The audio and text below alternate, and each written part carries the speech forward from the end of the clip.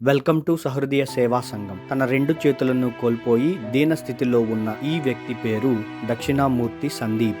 ఇతని వయసు 19 సంవత్సరాలు. ఇతనికి ఒక చిన్న పాప కలదు. ఇతని కుటుంబం గుంటూరులోని కాటికాపర్ల కాలనీలో నివాసం ఉంటున్నారు. కూలి పనులు చేసుకుంటూ జీవనోపాధి పొందుతూ తన కుటుంబాన్ని పోషిస్తూ ఉండేవారు. ఒకానొక రోజు పొట్టకూటి కోసం ఫ్లెక్సీ కడుతున్న సమయంలో కరెంట్ షాక్ వలన ప్రాణాపాయ స్థితి నుండి రక్షింపబడి రెండు చేతులను కోల్పోయాడు. తన వైద్య ఖర్చుల కొరకు మరియు కుటుంబ పోషణ నిమిత్తం వారి ఇంటిని 10 లక్షలకు అమ్మి మారుతి హాస్పిటల్లో చికిత్స పొందుతున్న ఈ వ్యక్తికి శుద్ధపల్లి రవీంద్రబాబు గారి మిత్రులైన మిట్టపల్లి శ్రీధర్ గారు తన తల్లి గారైన బాపనమ్మ గారి పేరు మీదుగా 2000 రూపాయలు, మరో మిత్రుడైన చందర్ సింగ్ గారు 1000 రూపాయలు మరియు శుద్ధపల్లి రవీంద్రబాబు గారు 500 రూపాయలు సహాయం చేయడం జరిగింది. మీకు స్క్రీన్ పైన కనిపిస్తున్న కాంటాక్ట్ నంబర్ వీరి కుటుంబానికి సంబంధించిన వారిది. ఎవరైనా సాయం చేయాలి అనుకుంటే డైరెక్ట్ గా కాల్ చేసి డీటెయిల్స్ కన్ఫర్మ్ చేసుకుని ఎటువంటి సాయమైనా చేయగలరు.